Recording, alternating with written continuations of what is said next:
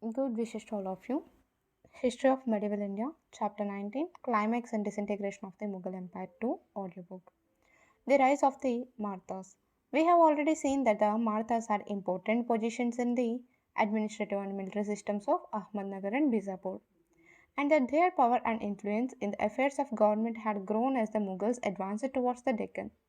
Both the Deccani Sultans and the Mughals made a bid for their support, and Malik Ambar used them in his army in large numbers as loose auxiliaries.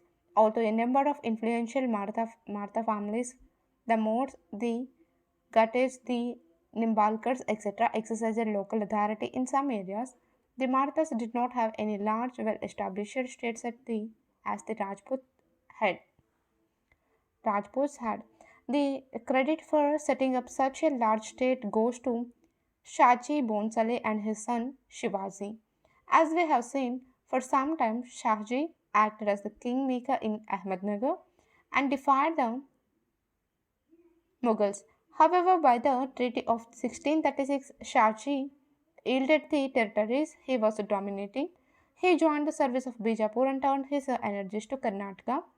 Taking advantage of the unsettled conditions, Shahji tried to set up a semi independent principality at Bangalore, just as Mir Jumla, the leading noble of Golconda, tried to carve out such a principality on the Coromandel coast. A number of other chiefs, such as the Abyssinian chiefs on the western coast, the Sids behaved in a similar manner. This formed the background to Shivaji's attempt to crave out a large principality around Pune. Early career of Shivaji. Shahji had left the Pune Jagat to his neglected senior wife Jijabai and his minor son Shivaji. Shivaji showed his mettle when, at the young age of 18, he overran a number of hill forts near Pune, Rajgarh, Kondhana, and Torna in the years 1645 to 47. With the death of his guardian, Dadaji Kondhadio in 1647, Shivaji became his own master, and the full control of his father Jagir passed to him. Shivaji began his real career of conquest in 1656 when he conquered Javli from the Martha chief Chandra Rao More, the Javli kingdom, and he accumulated treasure of the more Moors were important, and Shivaji acquired them by means of treachery. The conquest of Javi made him the undisputed master of the Mavla area or the highlands and freed his path to the Satara area and to the coastal strip, the Konkan. Mawali soldiers became a strong part of his army.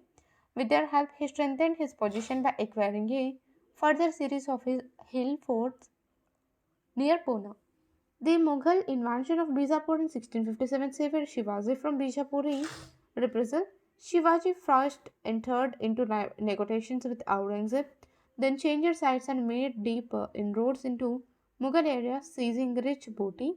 When Aurangzeb came to terms with the new Bijapur ruler in preparation for the civil war, he pardoned Shivaji also, but he distrusted Shivaji and advised the Bijapur ruler to expel him from the Bijapuri area he had seized, stating that if he wanted to employ him to do so in Karnataka away from the Mughal frontiers, with Aurangzeb away in the north, Shivaji resumed his career of conquest at the expense of Bijapur. He burst into the Konkan, the coastal strip between the Ghats and the sea, and seized its northern part. He also overran a number of other hill forts. Bijapur now decided to take stern action. It sent against Shivaji a premier Bijapuri noble Afzal Khan at the head of 10,000 troops with instructions to capture him by any means possible. Treachery was common in those days, and both Afzal Khan and Shivaji had resorted to treachery on a number of occasions. Shivaji's forces were not used to open fighting and shrank from an open contest with this powerful chief. Afzal Khan sent an invitation to Shivaji for a personal interview, promising to get him pardoned from the Bijapuri court. Convinced that this was a trap, Shivaji went prepared and murdered the Khan 1659 in a cunning but daring manner. Shivaji put his leaderless army to rout and captured all his goods and equipment, including his artillery. Flushed with victory, the Maratha troops overran the powerful fort of Panhala and poured into South Konkan and the Kolhapur districts, making extensive conquests. Shivaji's exploits made him a legendary figure. His fame grew and he was credited with the magical powers.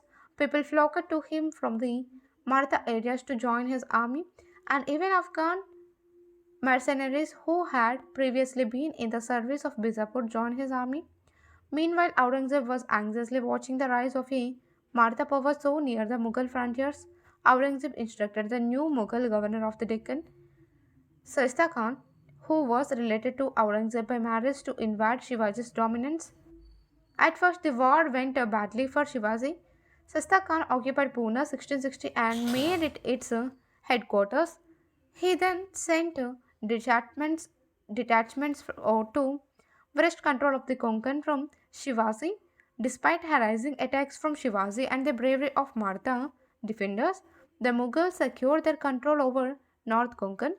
Driven into a corner, Shivaji made a bold stroke. He infiltrated into the camp of Sheshta Khan at Pune and at night attacked the Khan in his harem 1663, killing his son and one of his captains and wounding the Khan. This daring attack disgraced the Khan and Shivaji's stock rose once again. In anger, Aurangzeb transferred Seshta Khan to Bengal, even refusing him an interview at the time of transfer as was the custom. Meanwhile, Shivaji made another bold move. He attacked Surat, while was the premier Mughal port, and looted it to his heart's content. 1664. Returning home laden with a treasure, Treaty of Purandar and Shivaji's visit to Agra. After the failure of Shashta Khan, Aurangzeb deputed Raja Jai Singh of Amber, who was one of the most trusted advisors of Aurangzeb, to deal with Shivaji. Full military and administrative authority was conferred on Jai Singh so that he was not in any way dependent on the Mughal viceroy in the Deccan and deal directly with the emperor. Unlike his predecessors, Jai Singh did not underestimate the Marathas. He made careful diplomatic and military preparations. He appealed to all the rivals and opponents of Shivaji and even tried to win over the Sultan of Bijapur in order to isolate Shivaji. Marching to Pune, Jai Singh decided to strike at the heart of Shivaji's territories, Fort Purandar, where Shivaji had lodged his family and his treasure. Jai Singh closely besieged Purandar, 1665, beating off all Maratha attempts to relieve it. With the fall of the fort in sight and no relief likely from any quarter, Shivaji opened negotiations with Jai Singh. After hard bargaining, the following terms were agreed upon. Out of 35 forts held by Shivaji, 23 forts with surrounding territory, which yielded a revenue of 4 lakhs of hunts every year, were to be surrendered to the Mughals, while the remaining 12 forts were an annual income of 1 lakh of hunts were to be left to Shivaji on condition of service and loyalty to the throne. Territory worth 4 lakhs of hunts a year in the Bijapur Konkan, which Shivaji had already held, was granted to him. In addition, Bijapur territory worth 5 lakhs of hunts a year in the uplands Balghat, which Shivaji was to conquer, was also granted to him. In return for this, he was to pay 40 lakh hunts in installments to the Mughals. Shivaji asked to be excused from personal service, hence he mansab of 5,000 was granted in his place to his minor son Sambhaji. Shivaji promised, however, to join personally in an Mughal campaign in the Deccan. Jai Singh cleverly threw a bone of contention between Shivaji and the Bijapuri ruler, but the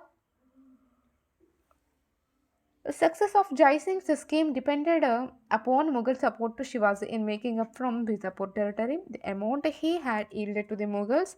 This proved to be the fatal flaw. Aurangzeb had not lost his reservations about Shivaji and was doubtful of the wisdom of a joint Mughal Maratha attack on Bijapur.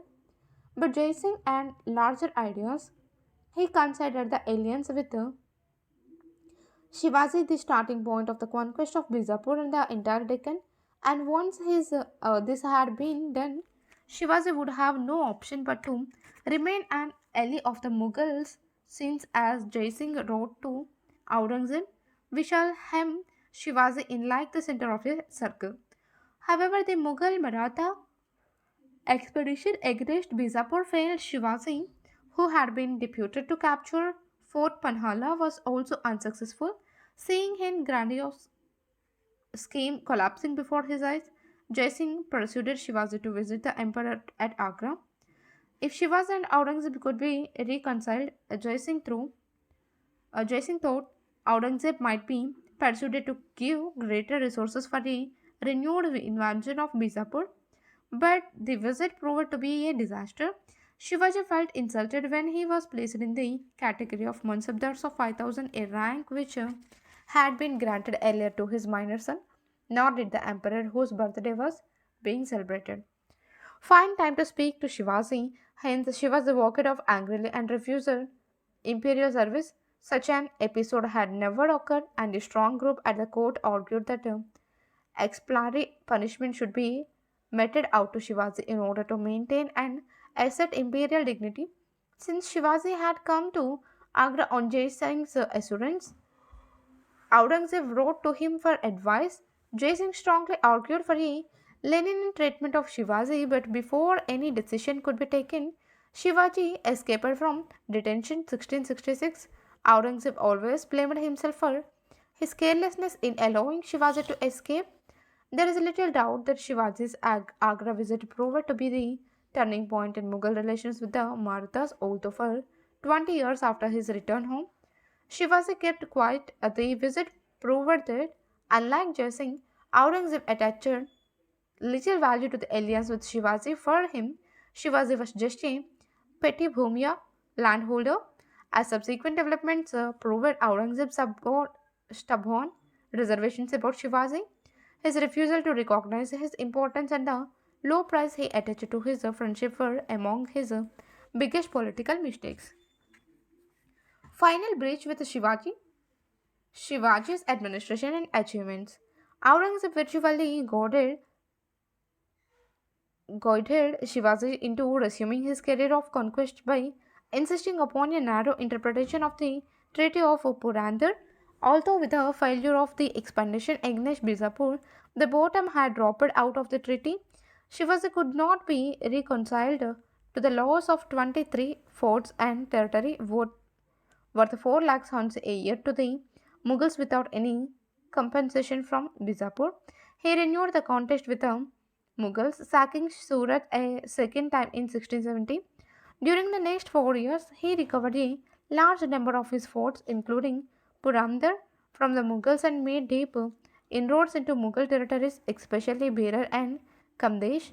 Mughal preoccupation with the Afghan uprising in the northwest helped Shivaji.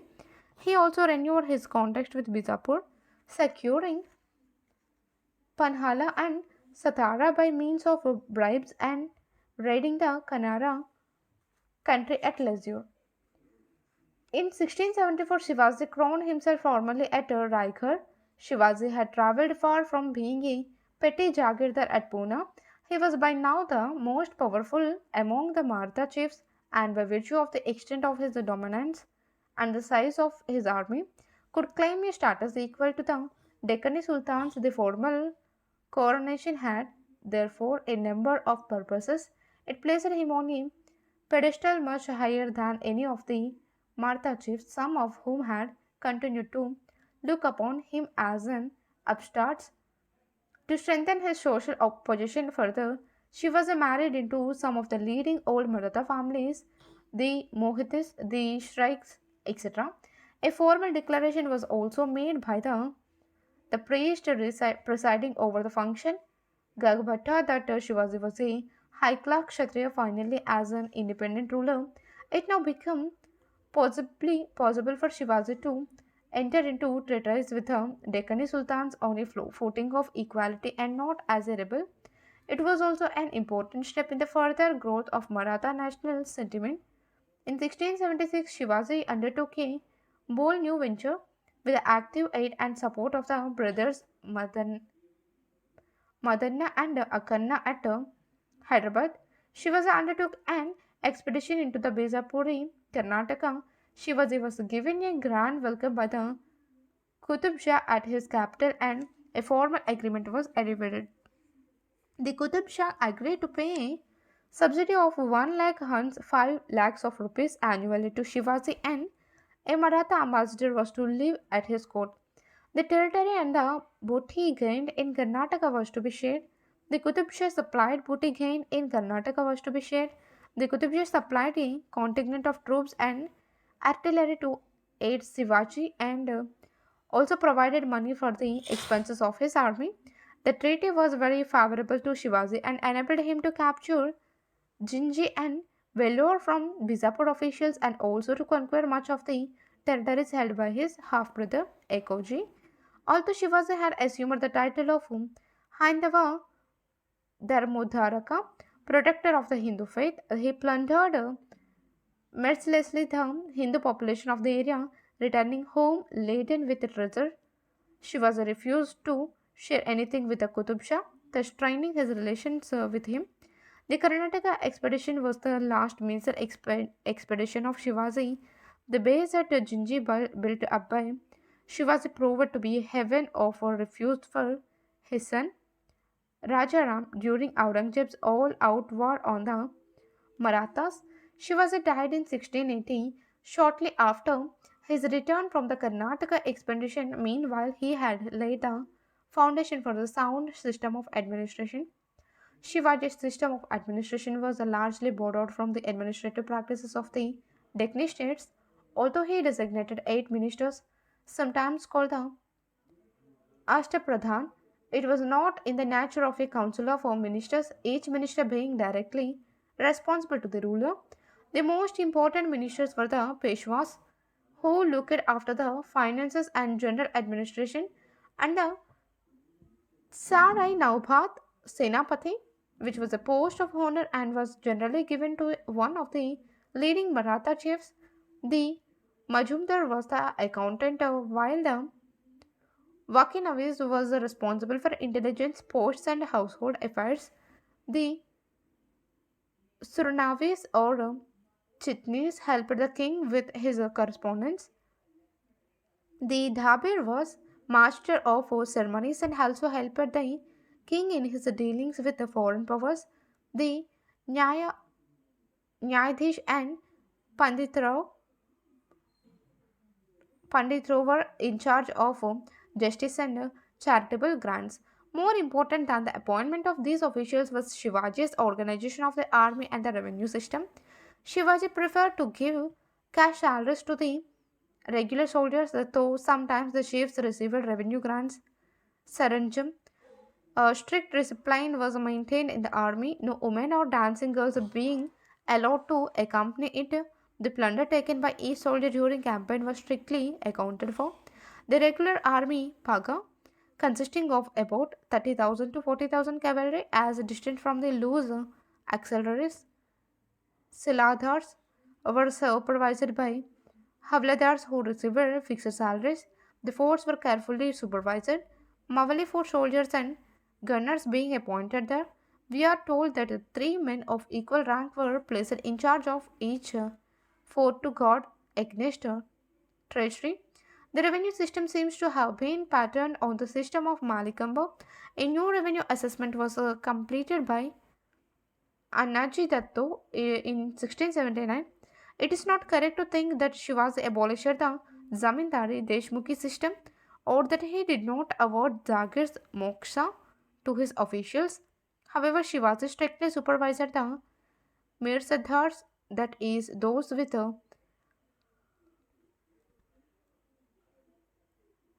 hereditary rights in land.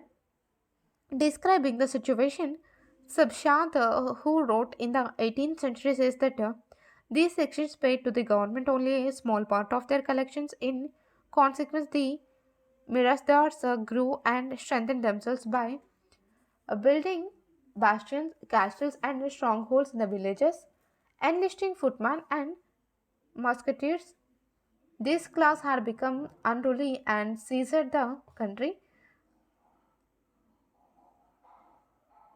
Shivaji destroyed their bastions and forced them to submit. Shivaji supplemented his income by levying a contribution on the neighboring Mughal territories. This contribution, which came to one fourth of the land revenue, began to be called Chauthai one fourth or Chowth. Shivaji not only proved to be an able general, a skillful tactician, and a shrewd diplomat, but he also laid the foundation for a strong state by curbing the power of the Deshmukhs. The army was an effective instrument of his policies, rapidity of movement being the most important factor. The army depended for its salaries to a considerable extent on the plunder of the neighboring areas, but the state cannot thereby be called just a war state. It was reasoned in character, no doubt, but it definitely had a popular base. To that extent, Shivaji was a popular king who represented the assertion of popular will in the area against Mughal encroachments. Aurangzeb and the Deccani state, 1658 to 87. It is possible to trace three phases in the relations of Aurangzeb with the Deccani states. The first phase lasted till 1668, during which the main attempt was to recover from Bijapur the territories belonging to the Ahmednagar state, surrendered to it by the Treaty of 1636. The second phase had lasted till 1684, during which the major danger in the Deccan was considered to be the Marathas, and efforts were made to preserve the Bijapur and Golconda into joining hands with the Mughals against Shivaji and then against his son Shambhaji. The Mughals nibbled at the territories of the Deccani states and at the same time tried to bring them under their complete domination and control. The last phase began when Aurangzeb despaired of getting the cooperation of Bijapur and Golconda against the Marathas and decided that to destroy the Marathas it was necessary to conquer Bijapur and Golconda first. The Treaty of 1636, by which Shah Jahan had given one third of the territories of Ahmednagar states as a bribe for withdrawing support to the Marathas, and the promise that the Mughals would never ever conquest Bijapur and Golconda, had been abounded by Shah Jahan himself in 1657 to 58. Golconda's Bijapur were threatened with extinction. Golconda had to pay a huge indemnity, and Bijapur had to agree to the surrender of the Nizam Shahi territories granted to it in 1636. The justification for this was that both these states had made extensive conquests in Karnataka, and the compensation was due to the Mughals on the ground that the two states were Mughal vassals and that their conquest had been made possible due to benevolent neutrality on the part of the Mughals. In reality, the cost of maintaining the Mughal armies in the Deccan was high, and the income from Deccani areas under the control of the Mughals was insufficient to meet it. For a long time, the cost was met by subsidies from the treasuries of Malwa and Gujarat. The resumption of a policy of limited advance in the Deccan had far reaching implications, which it seems neither Shah Jahan nor Aurangzeb advocately appreciated. It destroyed for all times confidence in Mughal treaties and promises and made impossible a union of hearts against the Marathas, a policy which Aurangzeb pursued with great perseverance for a quarter of a century, but with little success. The first phase, 1658 to 68, on ascending the throne, Aurangzeb had two problems in the Deccan: the problem posed by the rising power of Shivaji, and the problem of persuading Bijapur to part with the territories ceded to it by the Treaty of 1636. Kalyani and Bidar had been secured in 1657. Parinda was secured by bribe in 1660. Solapur still remained. After his accession, Aurangzeb asked Jai Singh to punish both Shivaji and Adil Shah. This shows Aurangzeb's confidence in the superiority of the Mughal arms and the underestimation of his opponents.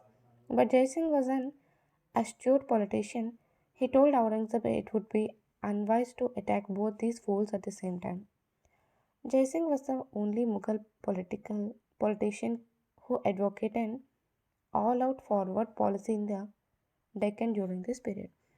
Jai Singh was of the opinion that the Maratha problem could not be solved without a forward policy in the Deccan, a conclusion to which Aurangzeb finally came 20 years later.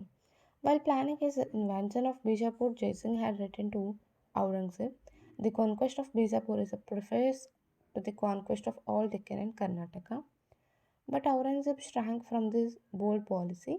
We can only guess at the reasons. The ruler of Iran had adopted a threatening attitude in the northwest. The campaign for the conquest of the Deccan would be long and arduous and would need the presence of the emperor himself, for large armies could not be left in charge of a noble or an ambitious prince. As Shah Jahan had discovered to his misfortune, also as long as Shah Jahan was alive, Aurangzeb could not afford to go away on a distant campaign. With his limited resources, Jai Singh's Bijapur campaign 1665 was bound to fail. The campaign recreated the united front of the Deccani states against the Mughals, for the Qutub Shah sent a large force to aid Bijapur. The Deccanis adopted guerrilla tactics, luring Jai Singh onto Bijapur while devastating the countryside so that the Mughals could get no supplies. Jai Singh found that he had no means to assault the city since he had not brought these guns, and to invest the city was impossible. The raid proved costly, and neither money nor any additional territory was gained by Jai Singh during this campaign. This disappointment and censures of Aurangzeb hastened Jai Singh's death 1667. The following year, 1668, the Mughals secured the surrender of Sholapur by bribery. The first phase was thus over. The second phase, 1668 to 84. The Mughals usually marked time in the Deccan between 1668 and 1676. A new factor during the period was the rise to power of Madanna and Akkanna in Golconda. These two gifted brothers virtually ruled Golconda from 1670 to almost till the extension of the state in 1687. The brothers followed a policy of trying to establish a tripartite alliance between Golconda, Bijapur, and Shivaji. This policy was periodically disturbed by faction fights at the Bijapur court and by the overweening ambition of Shivaji. The factions at Bijapur could not be depended upon to follow a constant policy.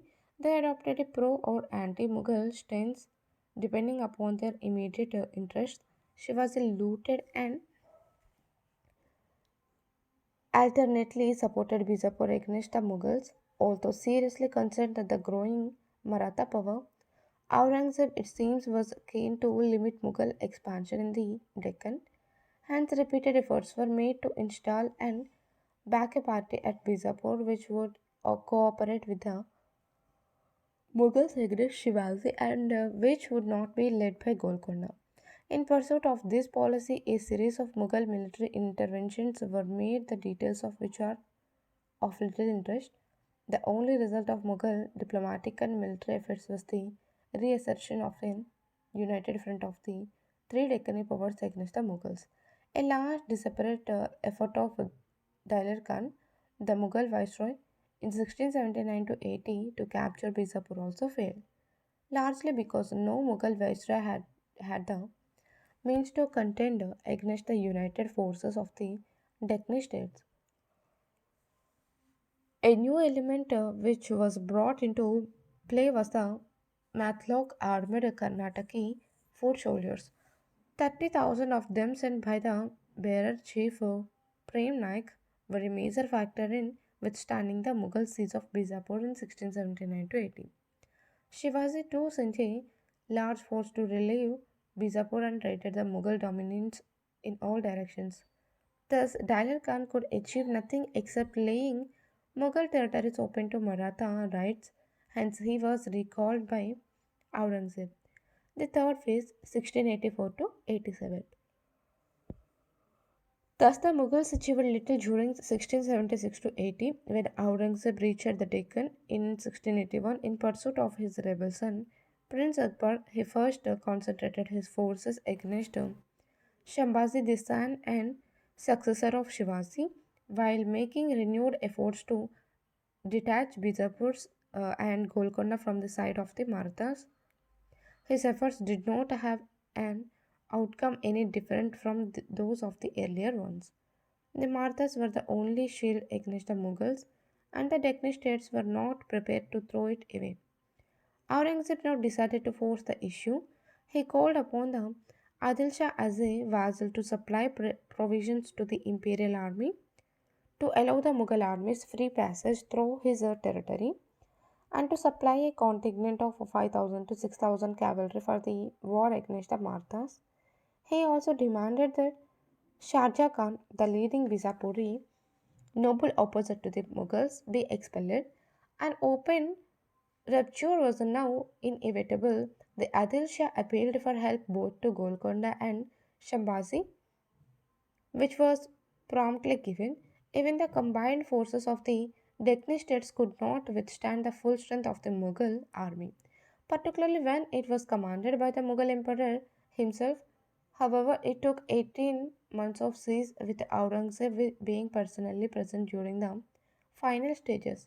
Before Bijapur fell 1686, this provides ample justification for the earlier failures of Jai Singh 1665 and Diler Khan 1679 to 80 against Bijapur. A campaign against Golconda was inevitable following the downfall of Bijapur. The sins of the Qutub Shah were too many to be pardoned. He had given supreme power to the infidels Madanna and Akana and helped Shivaji on various occasions. His latest treachery was sending 40,000 men to aid Bijapur despite Aurangzeb's warnings. Earlier in 1685, despite the stiff resistance, the Mughals had occupied Golconda. The emperor had agreed to pardon the Qutub Shah in return for a huge subsidy. The ceding of some areas and the ousting of Madanna and Akarna, the Qutub Shah had agreed. Madanna and Akarna had been dragged out into the streets and murdered 1686. But even this crime failed to save the Qutub Shah. The Mughals opened the siege of Golconda early in 1687, and after more than 6 months of campaigning, the fort fell on account of treachery and bribery. Aurangzeb had triumphed, but he soon found that the extension of Bijapur and Golconda was only the beginning of his difficulties. The last and the most difficult phase of Aurangzeb's life began now. Aurangzeb, the Marathas, and the Deccan, the last phase 1687 to 1707. After the downfall of Bijapur and Golconda, Aurangzeb was able to concentrate all his forces against the Marathas. In 1689, Shambhaji was surprised at his secret hideout at Shangeshwar by a Mughal force. He was parted before Aurangzeb and executed as a rebel and an infidel. This was undoubtedly another major political mistake on the part of Aurangzeb. He could have set a seal on his conquest of Bijapur and Golconda by coming to terms with the Marathas. By executing Shambhaji, he not only threw away this chance but provided the Marathas with a new cause. At the same time, in the absence of a single rallying point, the Maratha Sardars were left free to plunder the Mughal territories, disappearing at the approach of Mughal forces and rallying again instead of having destroyed the Maratha state. Aurangzeb made the Maratha opposition all pervasive in the Deccan. Rajaram, the younger brother of Shambhaji, was crowned as king but had to escape when the Mughals attacked his capital. Rajaram sought shelter at Jinji on the east coast and continued the figure against the Mughals from there. Thus, Maratha resistance spread from the west to the east coast. However, for the moment, Aurangzeb was at the height of his power, having trampled over all his enemies. Some of the nobles were of the opinion that Aurangzeb should return to North India, leaving to others the task of mopping up operations against the Marathas. Earlier, there was an opinion which it appears had the support of the heir apparent Shah Alam that the task of ruling over Karnataka should be left to the vassal rulers of Bijapur and Golconda. Aurangzeb rejected all the suggestions and imprisoned Shah Alam for daring to negotiating with the Deccani rulers. Convinced that the Maratha power had been crushed after 1690, Aurangzeb concentrated on annexing to the empire the rich and extensive Karnataka tract. However, Aurangzeb bit off more than he could chew. He unduly extended his lines of communications, which became vulnerable to Maratha attacks. This resulted in his failure to provide a sound administration to Bijapur, which was the hub of Maratha activities. During the period between 1690 and 1703, Aurangzeb stubbornly refused to negotiate with the Marathas. Rajaram was besieged at Jinji, but the seizure proved to be long drawn out. Jinji fell in 1698, but the chief prize, Rajaram, escaped. Maratha resistance grew and the Mughals suffered a number of serious reverses. The Marathas recaptured many of their forts and Rajaram was able to return to Sathara. Undaunted, Aurangzeb set out to win back all the Maratha forts for 5.5 years from 1700 to 1705. Aurangzeb dragged his weary and allying body from the siege of one fort to another. Floods, disease, and the Maratha roving bands took a fearful toll on the Mughal army. Weariness and disaffection steadily grew among the nobles and in the army. Dem- demoralization set in, and many Jagirdars made secret pacts with the Marathas and agreed to pay chowthi if the Marathas did not disturb their Jagirs. In 1703, Aurangzeb opened negotiations with the Marathas. He was prepared to release Shahu, the son of Shambhasi, who had been captured at Satara along with his mother. Shahu had been treated well. He had been given the title of Raja and the Mansab of 7,000 by 7,000 on coming of age. He had been married to two Maratha girls of respectable families. Aurangzeb was prepared to grant to Shahu Shivaji's Swarajya and the right of Sardesh Mukhi over the Deccan, thus recognizing his special position.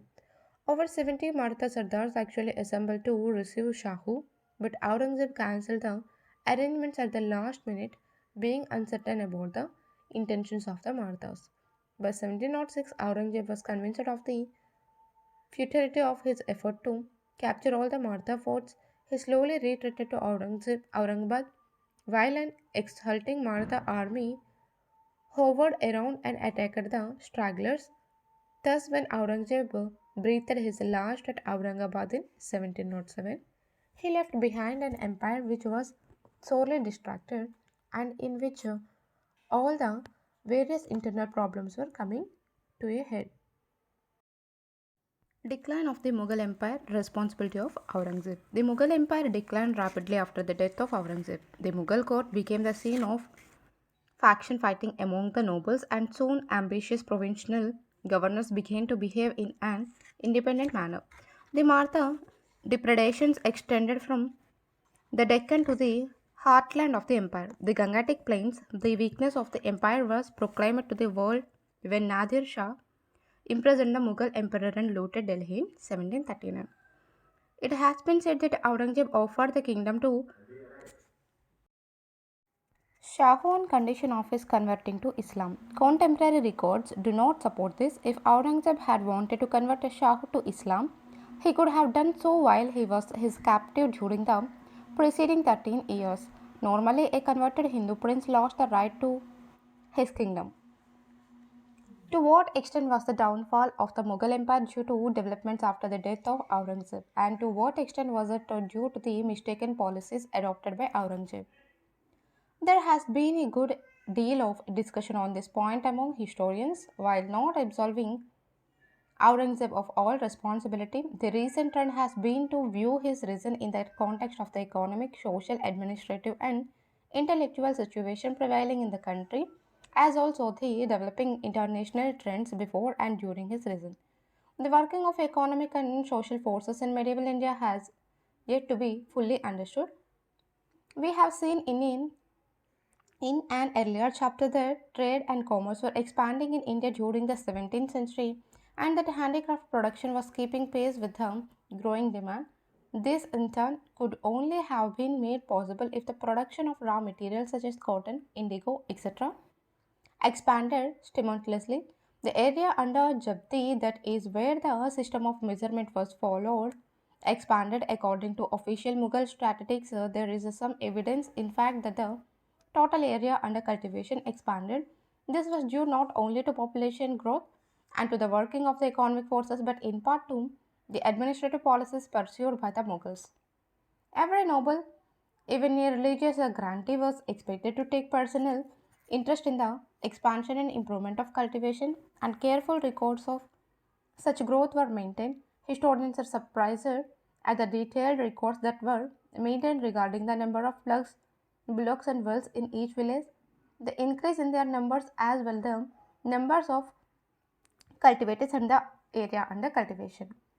Despite this, there is reason to believe that trade and manufacture as well as agricultural production were not expanding as rapidly as methods of cultivation were available to counter the trend of declining production as the soil became exhausted. The land revenue was heavy. From Akbar's time, it was more or less half of the produce if we include the share due to the jamindars and to the other local elements. Under Akbar, the standard rate was one third of the average produce, but the share of the zamindar and other local elements was not included in it. From the middle of the 17th century, the state share generally rose to half, but it included the share of the zamindar and local elements, village headmen, etc. The state demand varied from area, being less in the less fertile areas of Rajasthan and Sindh, and more in such fertile areas as the saffron producing areas in Kashmir. However, it was not generally speaking so heavy as to drive the peasant away from land. In fact, figures from eastern Rajasthan show that new villages were continuously being founded during the second half of the 17th and the early part of the 18th century. We do not have figures for the earlier period. The basic reasons for the limited expansion, it appears, were social and partly administrative. Since the population of the country during the period is estimated to be above 125 million, there were plenty of surplus cultivatable and available. However, we hear of landless laborers in many villages. The bulk of these people, it seems, can be broadly classified as untouchables or Dalits.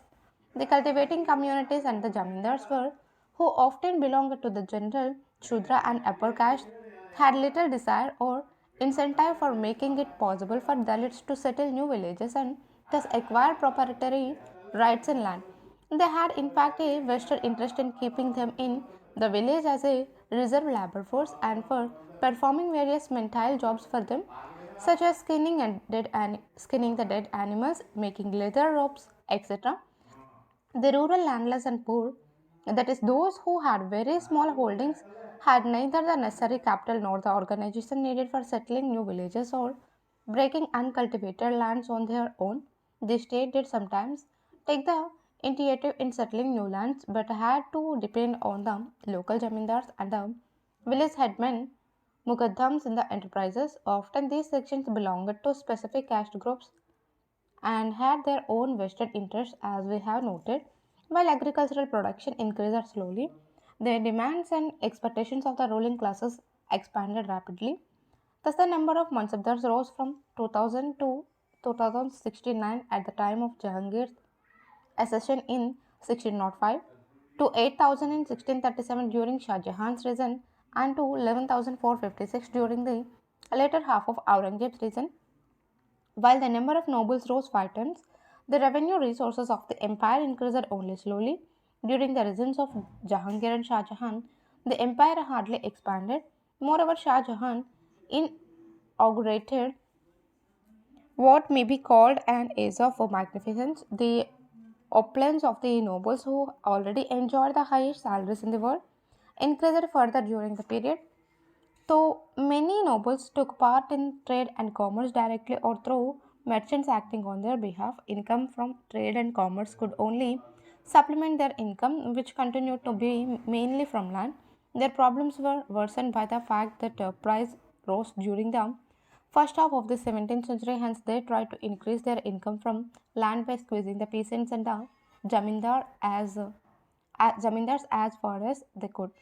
We know very little about the number of zamindars and their living standards. Mughal policy vis-a-vis the zamindars was contradictory. While on the one hand, the zamindars were considered the main threat to the internal stability of the empire, on the other hand, efforts were made to draw them into the task of local administration. Many of them, Rajputs, Marathas, and others, were given mansabs and political offices in an effort to broaden the political base of the empire.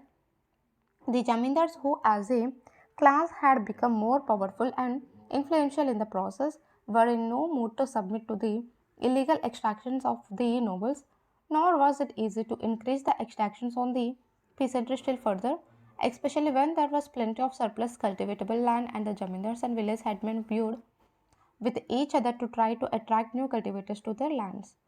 The movement of these migrant peasants called Pahes or Uparis from village to village in search of better conditions is a little noticed feature of medieval rural life. These attempts to realize more from the Jagirs, often by means not sanctioned by the state, brought to the surface all the internal contradictions of medieval rural society. It led to peasant discontent in some areas, uprisings led by zamindars in some others, and attempts to carve out independent local kingdoms in still others. At the administrative level, it led to growing dissatisfaction and factionalism in the nobility and to the growth of what has been called the crisis of the Jagirdari system. The nobles were unable to get from their Jagirs the income indicated on paper. As a consequence, many of them were unable to maintain their stipulated quota of troops. The position in the Deccan was particularly bad due to the disturbed conditions and the lack of a property contingent on the part of the nobles. We are told by a contemporary observer, Bhimsen, Bhimsen, that they were sometimes unable to realize even a farthing. According to him, as a result, many of the Mansabdars entered into private agreements with the Maratha Sardars to pay Chaut, that is, share a quarter of their income if they did not create disturbance in the Jagirs. Another problem was the shortage of Jagirs following the annexation of Bijapur and Golconda. The best and most easily manageable Jagirs had been kept by Aurangzeb in the Kalisa, that is direct management, in order to pay for the war. Jagirs in the newly conquered areas, that is Karnataka, yielded little income since the area was still unsettled. Hence, there were no takers for Jagirs in the area. Even the exacting Jagirdars, especially those holding small Jagirs, were harassed by the corruption of the clerks and other office holders who demanded bribes and were often transferred to poorer, less paying Jagirs if they failed to pay the bribes. The crisis in the Jagirdari system put the nobility under pressure in order to grant Jagirs to larger and larger numbers and also to meet the gap between the paper income of the Jagir and its realization. Shah Jahan had reduced the number of horses and sawars a Mansabdar was accepted to maintain. This was expressed in the formula that the salary would be equivalent to 6 or 5 months' salary in a year. But the problem of shortage of Jagir persisted and became especially acute during the later part of Aurangzeb's reign. The conquest of the Deccan did not solve the problem because Aurangzeb was keen to accommodate the officials of the former Deccani kingdom as also the Marathas who were active and influential in the area. To conserve resources, Aurangzeb placed a virtual ban on new recruitment. This led to acute disappointment to the sons and sons-in-law of the old nobles, who had been awaiting long the grant of a mansab and jagir. In the picturesque language of the historian Kafi Khan, grant of a zagir became like one pomegranate among a hundred stick. The nobility was one of the most important institutions which developed under the Mughals. We have seen how the Mughals were able to attract to their services some of the most competent people irrespective of race or creed, from various sections within the country and also from outside. The nobility functioned successfully in a system which emphasized accessibility and attention to grievances, public or personal. It also helped to maintain a fair state of security and peace in the country. But this role that the nobility played as service to the emperor served their own interests. It is wrong to argue, as some historians have done, that the nobility decayed because the vivifying stream of immigrants from Central Asia stopped after the death of Aurangzeb. By the time Aurangzeb ascended the throne, the bulk of the Mughal nobility consisted of those who had been born in India. They believed that there was something wrong in the Indian climate which led to a decline in character was really a racialist argument put forward later by British historians to justify India's domination by people coming from colder climates. Such an argument cannot be accepted by us. It has also been argued that the Mughal nobility acted in an anti national manner because it was drawn from diverse communities and ethnic and racial groups and hence lacked a national character. A sense of nationalism, as we understand the term today, did not exist in medieval times, but the concept of loyalty to the salt was effective enough to ensure loyalty to the Mughal dynasty and a broad sense of patriotism. As we have seen, the nobles who came from abroad had few links left with the country of their origin and shared the Indo Mughal cultural values and outlook.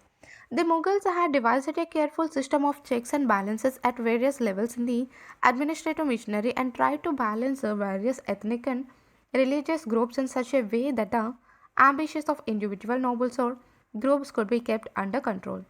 Nobles began to assume independent heirs only when the administrative machinery was allowed to decay by the successors of Aurangzeb, and on account of the steady accentuation of the crisis in the Jagirdari system.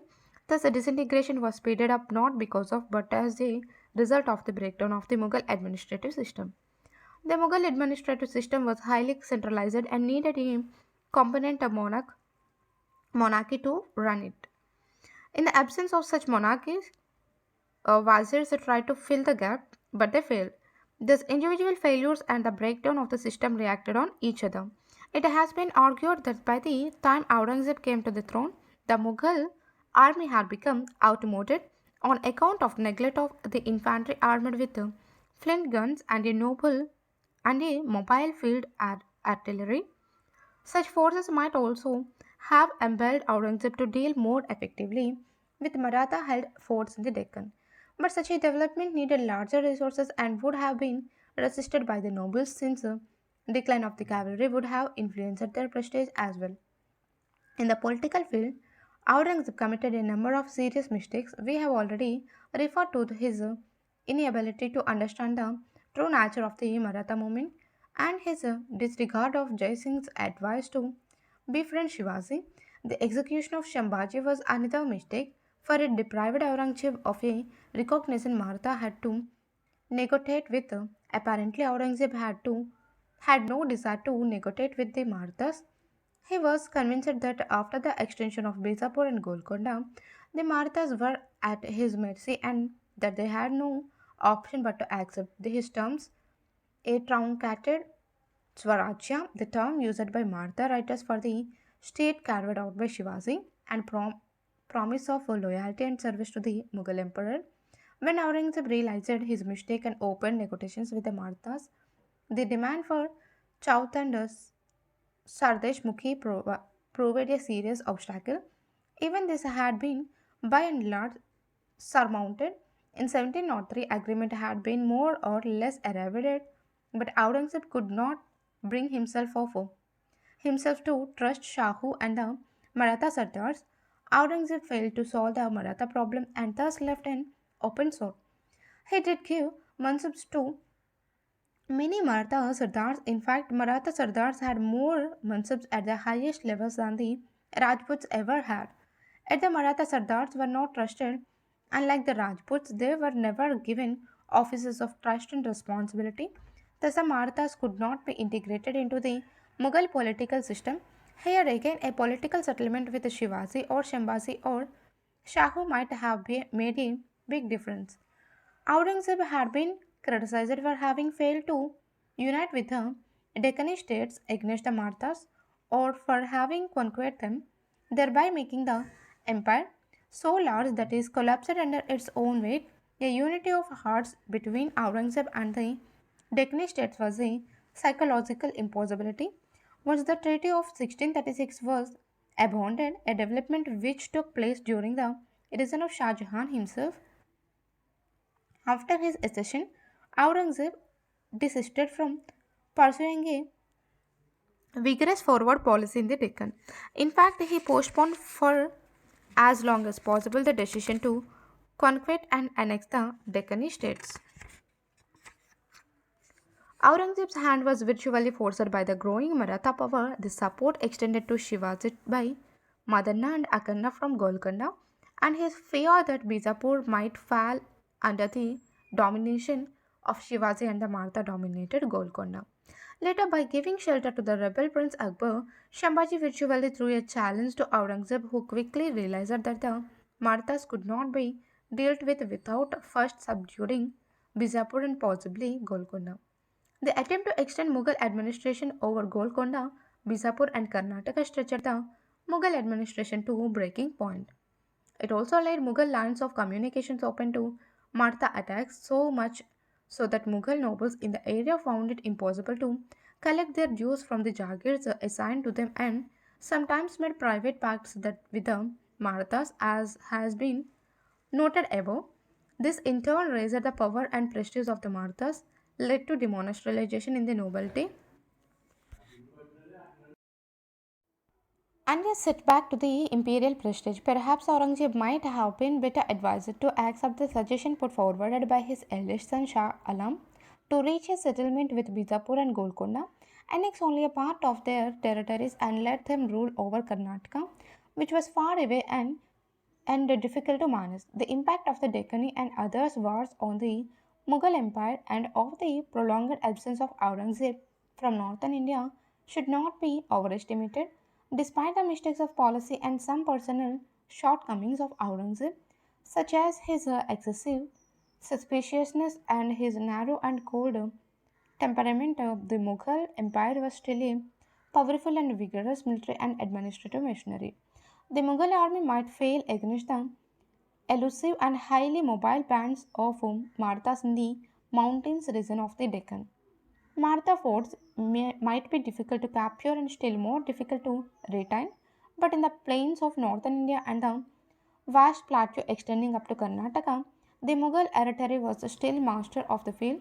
30 or 40 years after Aurangzeb's death, when the Mughal artillery had declined considerably in strength and efficiency, the Marathas could still not face it in the field of battle.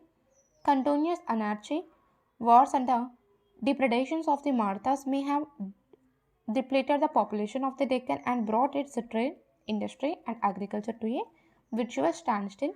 But in North India, which was the heart of the empire and of decisive economic and political importance in the country, the Mughal administration still retained much of its vigor, and trade and industry not only continued to flourish but also expanded.